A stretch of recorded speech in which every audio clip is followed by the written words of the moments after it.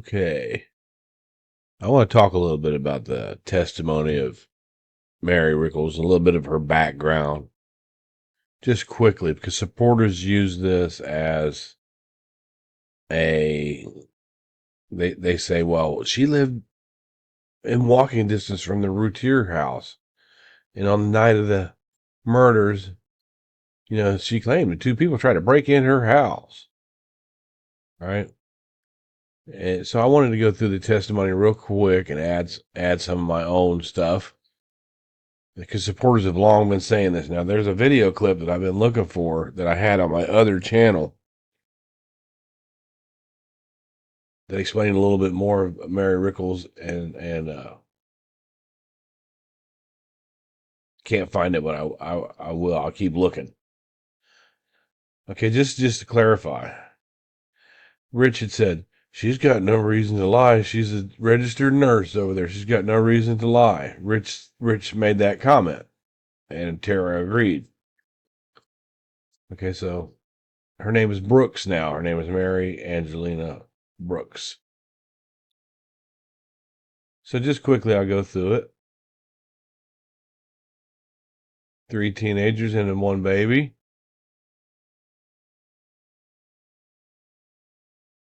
This clarifies that she lives on Miami Drive, which I think is 8901.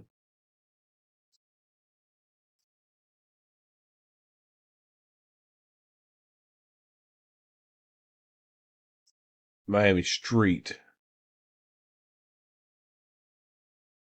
I believe it's 8901. Let's take a look. It's this house right here. You know, if you're closer to it.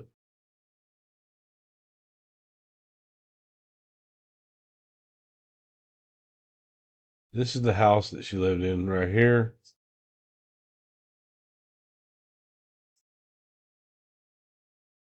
She said that they came to the door here, and she turned on the porch light. She was in there watching a horror movie.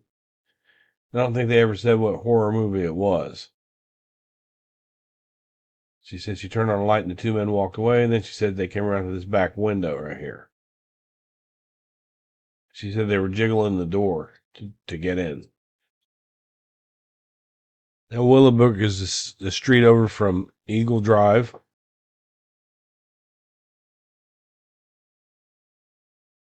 And she explains right here that her husband worked in there.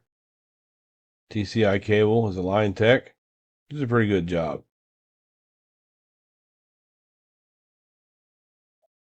Now, right here it says, "Are you a nurse?" Says she's a registered nurse.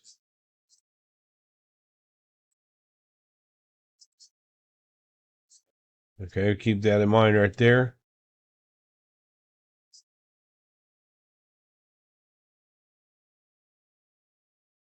She had a stroke when she had the baby. That's no big deal.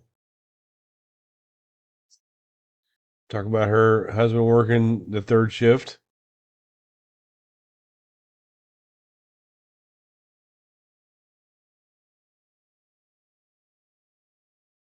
I want to direct your attention to June 6, 1996. She was watching TV about 1:30 in the morning.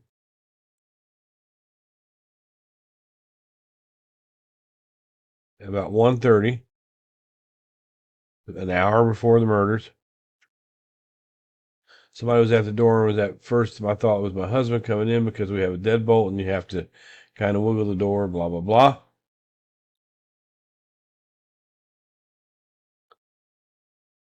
She heard the wood split, she says, like a cracking noise.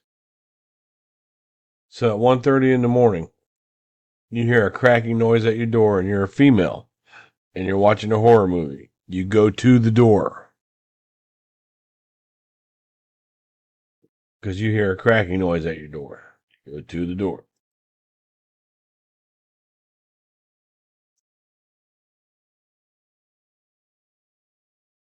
She turned on the porch light.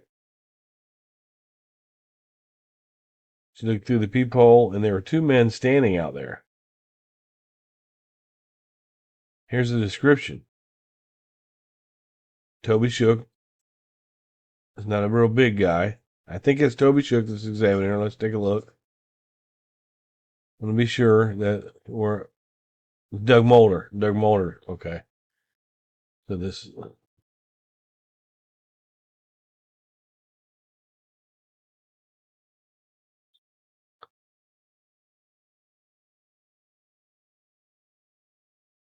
Doug Mulder's a pretty big guy. He was a bigger guy. He was tall.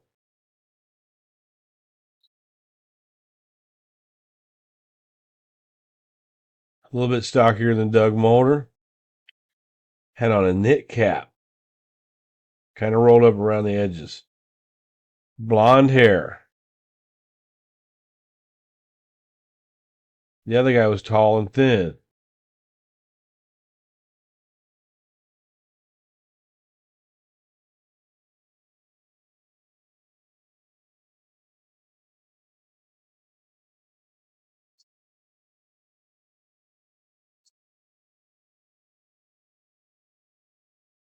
They ran off when she turned the lights on.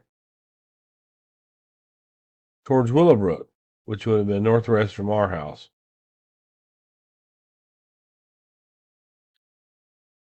So I was thinking everything was over. And I just went back to watching TV. Yeah, wouldn't that freak you out a little bit if you saw two guys at your door? And you're there late at night with your teenage daughter. And you just go back and watch TV. And I started hearing somebody at the bedroom window. Now remember, she turned the light on and these guys ran off. She's claiming that they came back. No way. No way. Which is right off the living room where I was watching TV, and somebody, it sounded like something tapping on that bedroom window. So I went to look.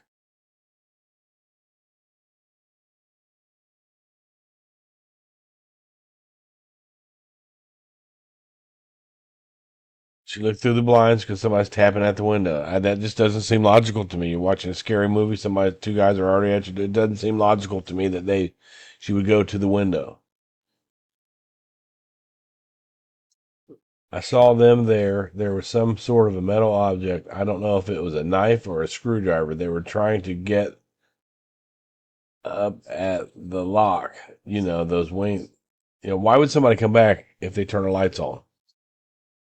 Why would they come back?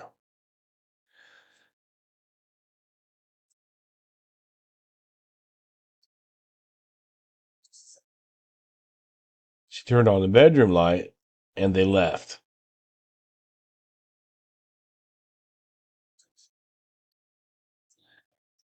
So lights apparently scared these two guys off twice. No, not that night. No. But then she was so freaked out that she stayed up all night, kept watching all the windows. I was so scared. Did you tell your husband about it? Oh, yeah. Did you tell your in laws about it? Oh, yes, my in laws, my mother. Everybody. She told everybody about it. Of course, you heard that morning about the problem. He calls their murder a problem. There's a problem that they got stabbed to death. He calls it a problem. No, she did not call the police. And you didn't call the police for several days. It was after you talked to your in-laws and one thing and another. That's true. Did the police come out and talk to you? Did they seem interested in what happened to you? And when she's saying no, not at all, she's probably, my state of mind is, it would be believable to me if she said that they came to the front door, and jiggled the door, and she turned the light off, and they left. That would be believable. But the part about them coming back, they know somebody's in the house. Why would they try to get in a window if they know somebody's in the house? Think about it. So the police may not have they may have thought she was full of shit.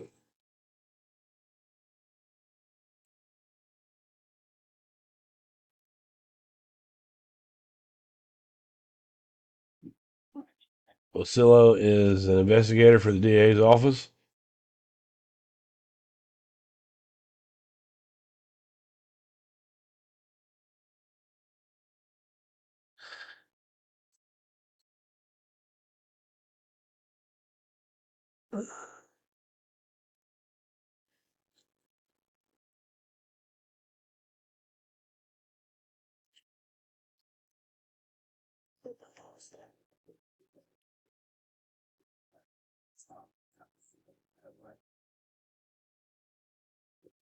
Greg Davis, whenever I talked to her, they all talked to her while she was at Kerrville. At the hotel, they stayed at the inn on the hill, I believe. They kept the people that were handling the court case of defense and the prosecution in one hotel, the nurses and the witness for them in one hotel, and the family stayed at a different hotel in Kerrville.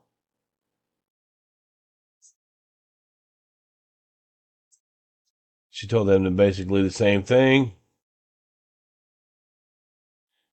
She says, "This is the first time you testified in court, isn't it? Keep that in mind." Then they passed to Mr. Shook for cross examination. I'll keep it slow so you can read along.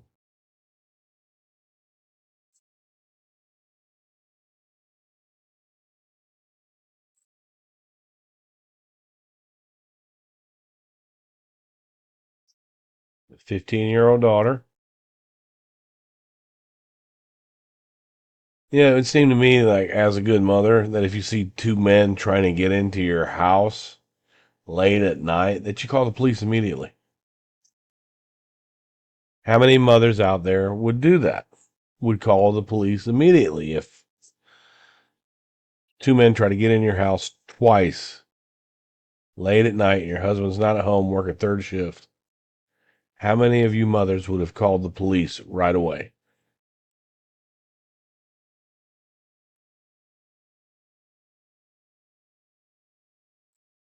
Her newborn baby was at her grandmother's house, which is kind of odd that the baby was over at the grandmother's house. Talking about a scary movie. Now, she can't remember the movie, but she remembers kind of details of what these men looked like, the noises she heard, the cracking of the wood. She says, "Oh, I'm a big horror movie freak," but she doesn't remember the name of it. Scary movie.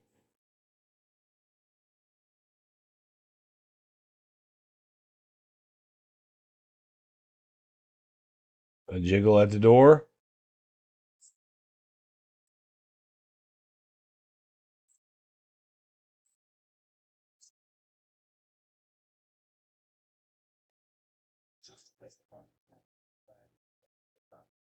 Eileen, her husband's name is Don Rickles.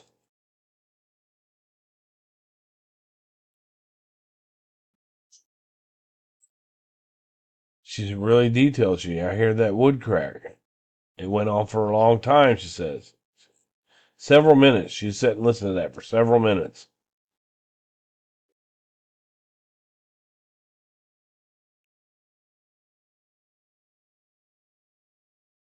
I believe that one of the reasons why the police didn't seem interested in it is because there was no crack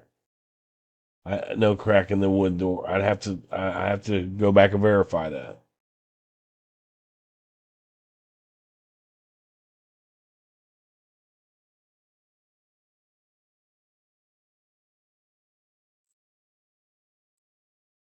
Big stocky guy with a knit cap on, blonde hair,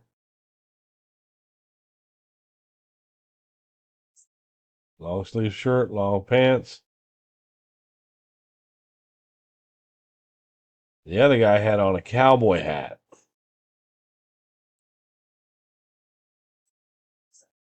a dark colored cowboy hat,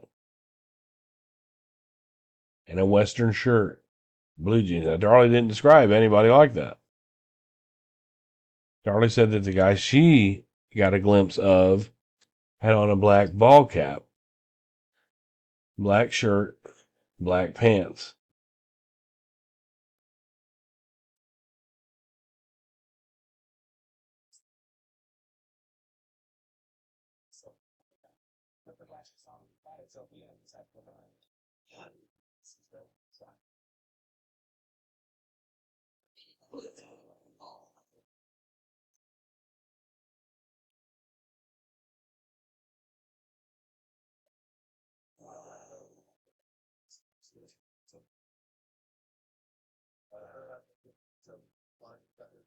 She remembers seeing the car. She remembers the description of these two men, but she doesn't remember what kind of movie, what movie they were watching.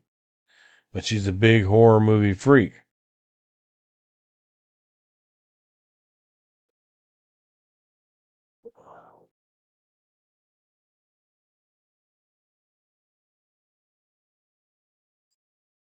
You go right back and start the movie. Her daughter's freaking out, but she doesn't call the police. She doesn't call the police. 15, 20 minutes later, they come to the window. She says she thinks it was the same two men.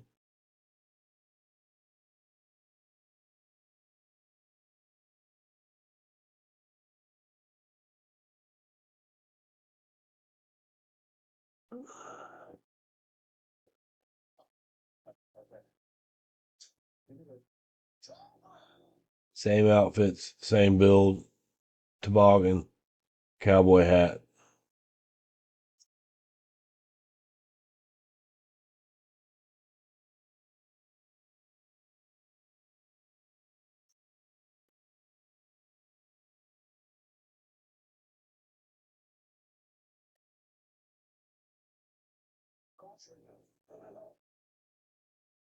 You gotta remember that a faint light or a light scared these two people off.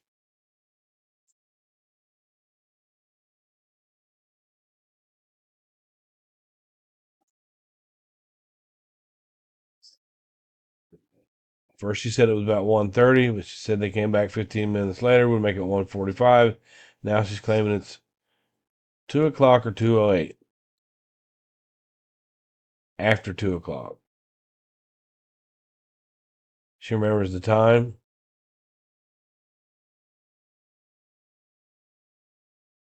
No, she doesn't.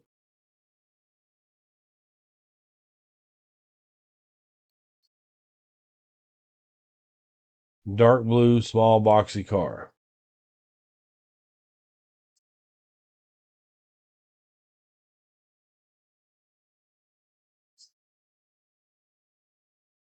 The car was there at 3 o'clock. The car was there at 7:30. She stayed up all night because that freaked her out so bad. But she didn't call the police. You didn't call the police. She says she's thinking, well, what can the police do? If somebody's watching her house and they were there once, she turned on the light, they left, and then they came back, she turned on the light. If somebody is watching your house, trying to get in your house, and they see the police come over there and talk to you, they're done.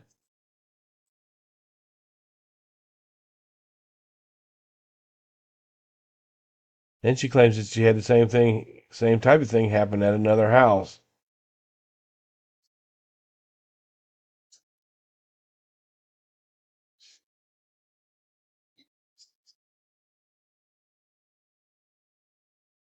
Okay, and since that time at the house you live in Miami, you have another incident where you thought some people were coming up to your house, haven't you?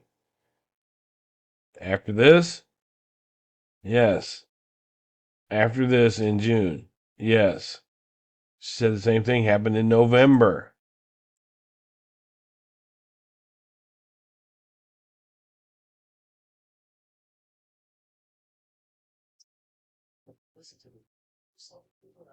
I am a smoker and I go outside in the garage to smoke. She opened up her garage door and she heard the shuffling of footprints or footsteps or whatever out in the driveway there. And I got scared and I wasn't about to bend over and look out there to see who it was. I just was just scared, and I pulled the door down and stuck a stick in the door so they couldn't lift it. In the middle of the night, about 2:30 on a November night. Now that time, she called the police the next morning.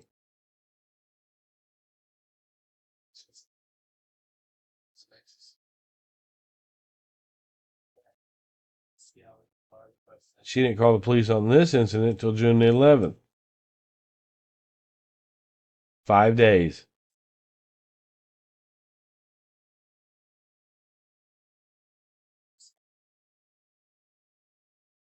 Okay, and did the police come out again soon after that when you saw that car again? Well, then again in August, I saw the car pull out there. What triggered my memory is what the person that got out of the car was the same build as the stocky guy that I had seen before. So I ran and called the police, and they came over then. Did you point that car out to them? Yes, I did.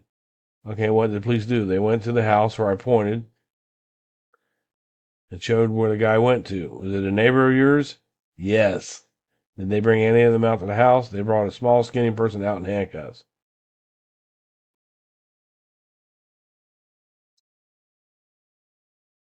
She doesn't remember the movie, but she remembers all this in detail.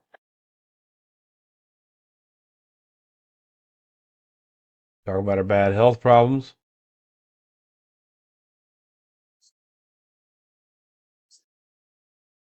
3 heart attacks that year.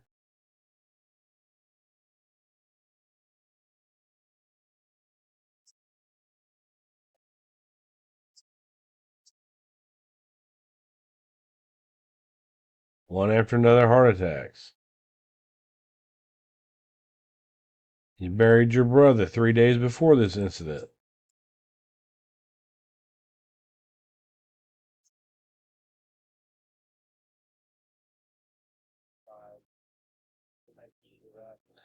Talking about medications, right?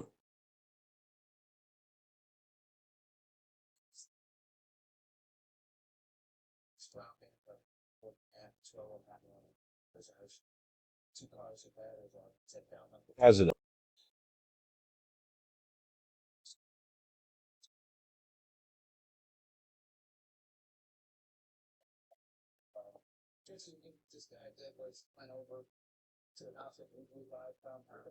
She used for sleep normally.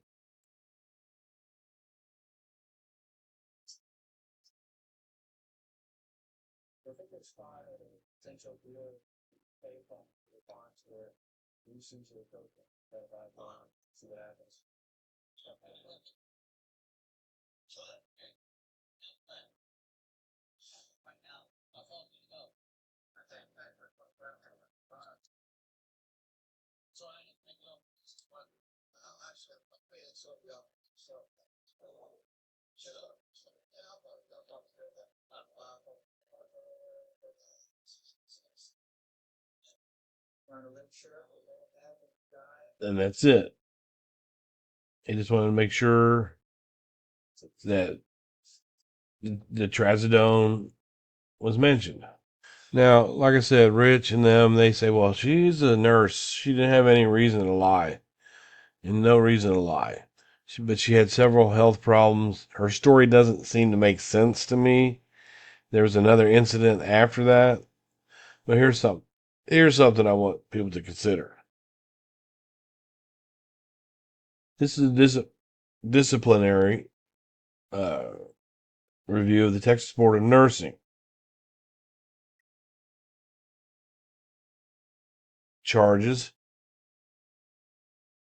And it shows that this is the same one, 8910 Miami. She lost her license.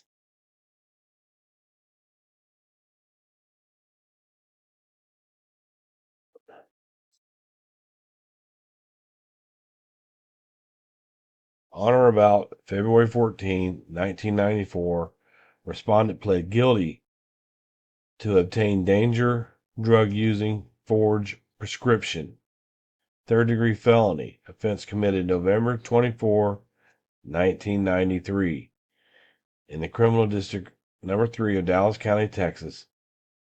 Case number F9327446. Anyone can look that up still. As a result of the conviction, the respondent was sentenced to confinement in the Dallas County Jail for a period of 5 years. However, the imposition of the sentence of confinement was suspended, and respondent was placed on probation for a period of 5 years. So she was on probation for drug abuse during this. You know, when Rich and them said that Beja had a lot of drug problems, maybe they should come up with something like this. And here's another one. On or about March 9, 1998, respondent was adjudged guilty of obtaining dangerous drug using forged prescription. Another one. Third-degree felony committed on November 1993. It took them 5 years to get to this. It's a different case number. Yep, it's a different case number. Okay, no, it's the same case number.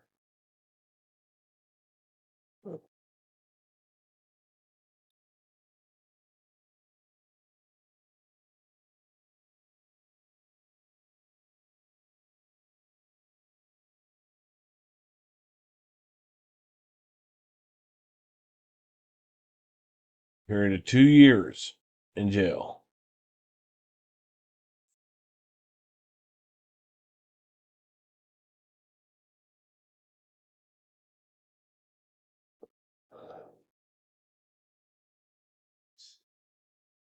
Fraud.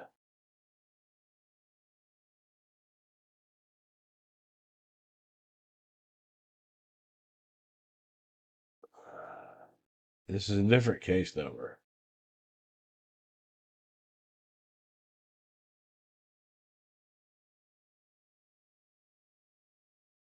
Charge 3. Another fraud.